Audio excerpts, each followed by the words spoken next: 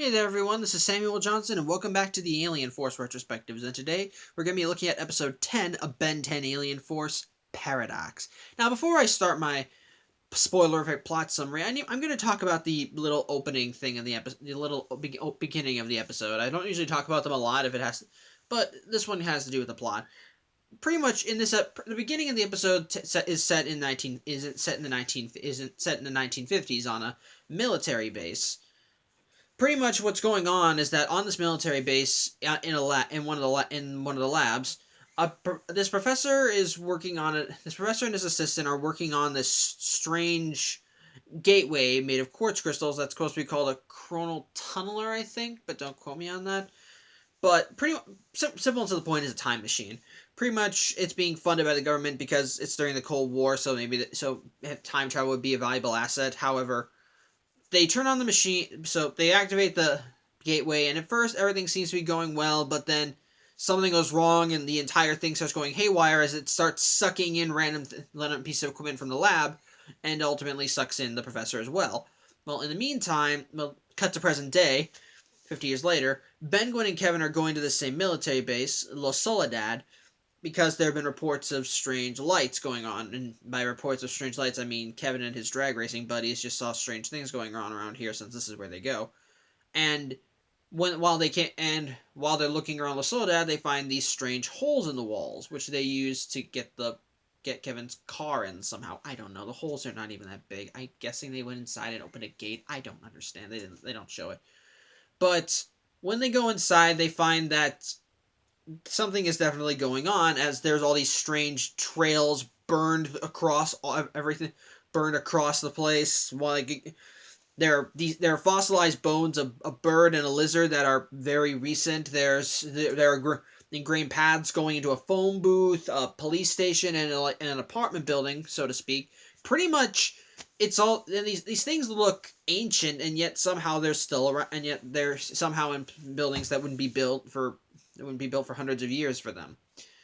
At first, the group first thinks that maybe it's a DNA alien plot, but they're quickly disproven when they see that the cause is this strange creature that it's kind of it's described as a time anomaly. Essentially, it's this weird blue, blackish thing that as it moves forward, it leaves pretty much echoes of itself. Like, I think it's kind of hard to describe. Yeah, it's kind of like it's like it doesn't move at all. It just stands still, but it just keeps moving. But the image of it keeps moving forward while all the previous images stay behind, and eventually the previous images just vanish. And pretty much any time, whatever this thing touches, it pretty much ages into oblivion. Hence why all these burn marks are going around. So, as such, the group try and go after it, but it distracts them. So they're trying to.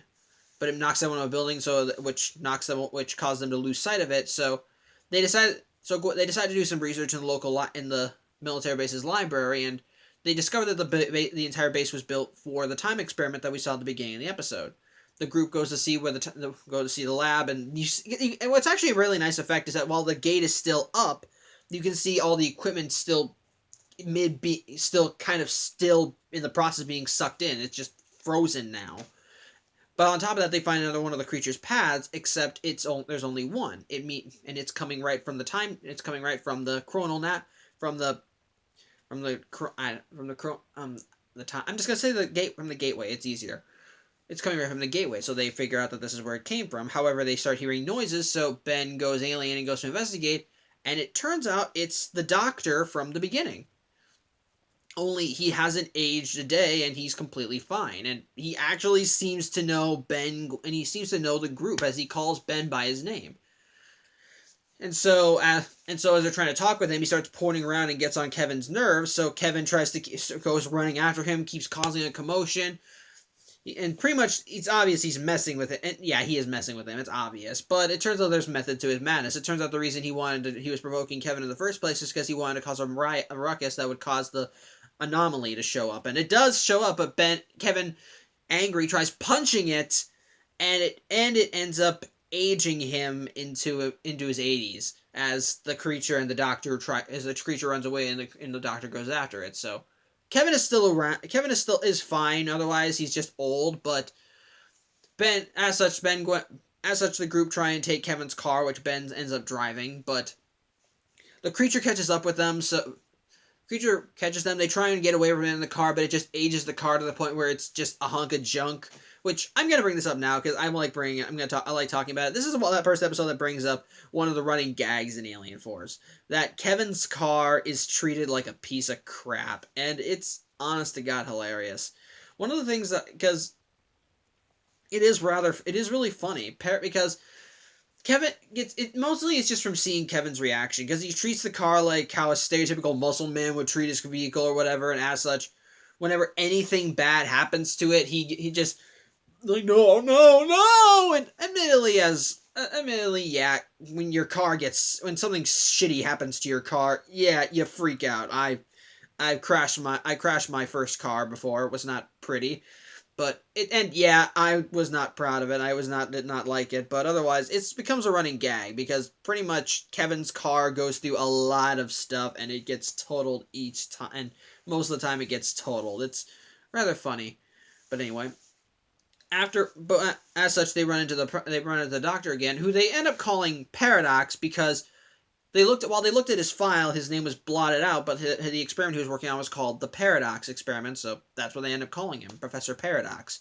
So Paradox is able to actually make Kevin his original 16-year-old self again, and so they finally ask, "Who are you? What's going on?"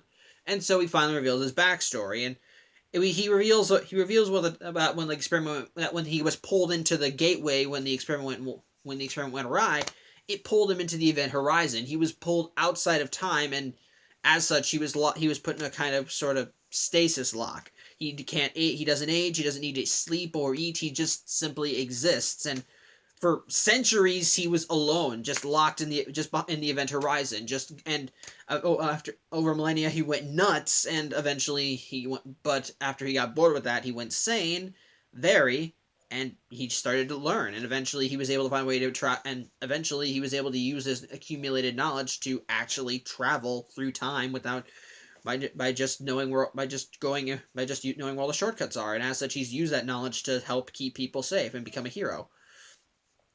As such, that's the reason why he's here now. As the creature, this anomaly is he feels is partly his responsibility because it's actually another direct result of his experiment.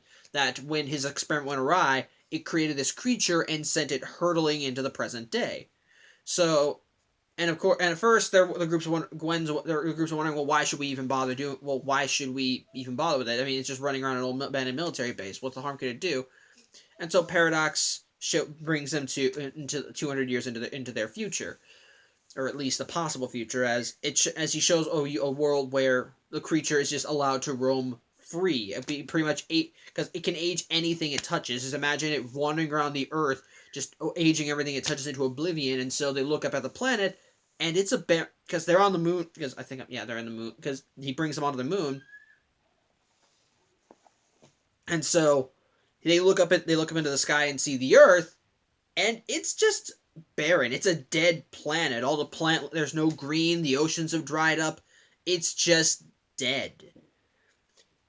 So the group realizes they do need to find a way to stop this, and at first they suggest that why don't they just go back in time to stop the experiment from happening, but Paradox says that by doing that it would also cause him to no longer exist, and he's saved the world hundreds of times, so they can't. So that has to happen. As such, they realized. As such, when the anomaly reappears, Ben tells Paradox to bring them back to that day anyway, and so Paradox brings them and the creature all back.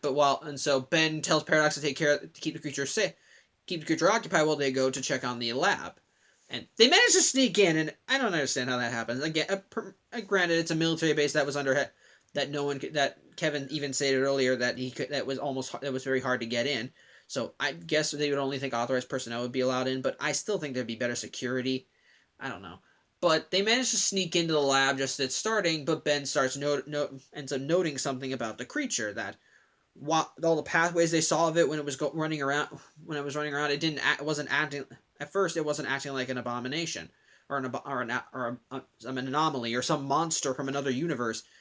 it acted like a normal person, that how a normal person would react if they suddenly run an abandoned military base. It went to a phone booth to probably call someone. It went to the police to try and find people in authority, and just probably went to the apartments because it was looking for anybody. And so when the experiment goes awry, they see what actually caused it. It wasn't something that the Paradox did. It turns out it was the assistant, Hugo. That's his name. It turns out the assistant wound up freaking out, wound up tripping on himself, and he fell into the equipment, which caused it to short circuit and caused the experiment to go awry. As such, Paradox is pulled into the gateway as before, but the assistant also gets pulled in too, and so they realize they have to save him, and because it's revealed that he's the creature. When he got sucked into the event horizon, unlike Paradox, it mutated him and turned him into that monster. So Ben goes Humongosaur and catches him and grabs him before he pulls in, and Gwen destroys the gateway so that nothing else can go flying in anymore. And so Paradox, as he's dealing with the creature, as Paradox fights the creature, reverts back to Hugo, and I'm guessing now there are two Hugos in the timeline, which doesn't really make a lot of sense. The creature Hugo should have at least disappeared because his future is gone, has been erased. So Paradox brings them back to the present. Everything's good, and Hugo now is now fine. Except now he's gotten older. 50 years have passed. Now he's an old man. He's somehow back on the base, knowing that they were there. I don't know, and it's not. He just is there. Paradox and him reunite, and Hugo says he's sorry for what he did, but Paradox says, well, do you still want to time travel? And Hugo says, yeah, he's not afraid anymore. And so Paradox decides it's going to bring him into the event horizon and teach him everything that he learned. And that's pretty much it. That's pretty much it for the episode. The group leaves. Paradox winds up fixing Kevin's car winds up fixing Kevin's car, though he wants him not to bring it into contact with anything in 1973. It'll explode. And that's pretty much it. Well, I'll just honestly say I think it's a very good episode. I think it's a very good episode. I'm a sucker for time travel stories, and admittedly, as a kid, the episode just kind of sort of disappointed me because upon the instant Alien Force came on the air, I always just thinking, okay, they gotta have a team up between 10-year-old Ben and 15-year-old Ben. It's gotta happen. Oh, it's time travel. That'll be how it happens. No, it doesn't happen, and it disappointed me. But even as a kid, that didn't ruin the episode for me, and even as an adult, I don't really expect that anymore. But either way, yeah, I like what I like about this episode is just kind of the more of it, how it more does expand more. We get introduction of another possible teammate, Paradox, and as I joked in the last vlog, the professor is pretty much a reference to Doctor Who. They even the creators of the show have gone on record to say that he's a reference to Doctor Who. He's British. He's a doctor. He travels through time, and like the fourth Doctor gave out Jellybabies, this guy gives out Gumballs because they last a very long time. Because he said he was in the event horizon for millions upon millions of years, and yet he still has this bag of Gumballs he had when the experiment went on, which I think is rather amusing. And I like Paradox. He's a very nice character, and he does kind of encompass everything that he does kind of encompass the fun time travel that the Doctor is.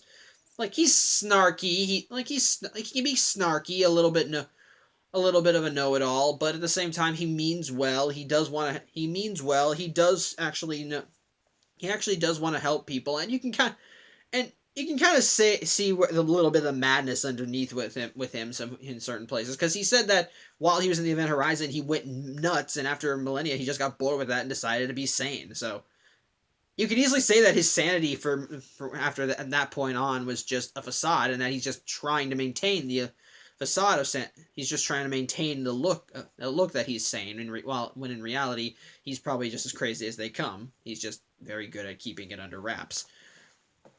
But it's just a rather nice episode. I do love the idea of the anomaly, though when you learn who it is, it does kind of make you scratch your head. Like, prior to learning what the anomaly is, it's really just creepy because it doesn't talk, it has no personality, but it's a very legitimate threat. Like I mentioned before, how it doesn't seem to walk or move; it just seems to move forward.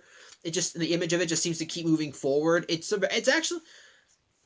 very creepy image. It looks like a giant fish. It's got a skeleton. You can see its skeleton. It just seems to have this weird emanating this weird unearthly noise, and the fact that it can age whatever it touches into oblivion just makes you think, yeah, once the thing, if you see the thing, just run.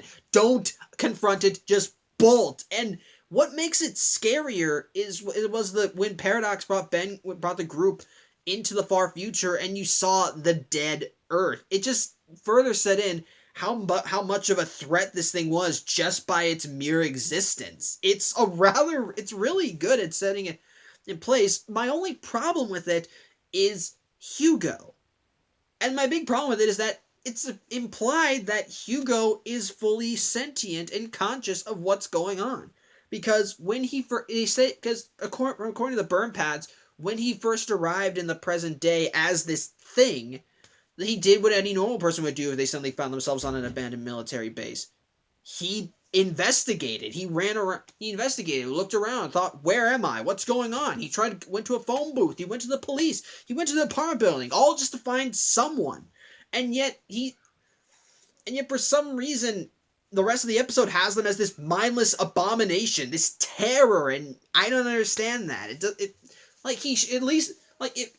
don't know. Maybe he has no control over what he's doing. I don't know. Maybe he can't stop. I don't get it. But there are several moments when it just seems like he doesn't seem like the helpless victim. He does seem like a creepy monster. It actually does. It is rather. It just feels like it doesn't. I don't know. That's my only problem with it. Otherwise, it's a rather good. It's a really just terrifying villain. Just by concept alone, it just works. And again, I like Paradox, and there's some nice funny lines here and there. It's here and there with a nice team dynamic. I think some of my favorite lines. In fact, I still like seeing how Ben and Kevin are still kind of butting heads, even though they're allies now. Because Ben, Ben, there's one of my favorite scenes is when after Hugo touches Kevin's car and ages it into oblivion. As the group is walking away from it, and Kevin said, "You're never driving my car again," it just breaks down, and Ben says, "Yeah, you're right," and he's just smiling. It's hilarious. It's really nice, but I can't really think of much else to say. I like the concept. I like the whole time travel aspect. I like the introduction of Paradox. I liked the villain. I liked I do like that it has more setup, and it has more setup, and I like the. We're set for future events, because Paradox does become a mainstay, though Hugo doesn't. You can make the argument he's probably in the event horizon doing it, learning, and trying to keep his sanity. But I don't know. That's just my... I don't know. I don't know. It's just a rather nice episode. Nothing grand. Nothing grand. It sets up and it actually does set up some stuff for later. Presenting Paradox and La Soledad, which does become an important location in later episodes. I can't really think of much else to say. I think there's only one. I think another thing I can talk about is the opening, which I think it's a nice little opening because it's grainy, brown and black with muted brown coloring like an old film reel, but it doesn't really do much. It's just a nice little visual, but otherwise, yeah, I can't really think of much else to talk about for the episode. I think it's a nice episode. Has a nice setup. Introduction of a nice character, a nice terrifying villain, and just on the whole, it's just a rather nice episode. So, yeah. Thanks for watching. I'm Samuel Johnson, and tune in next week where we look at the return of as we look at the return of the Forever Knights in Ben 10. So, yeah. Thank you for watching. I'm Samuel Johnson, and I'll see you next week. Take care.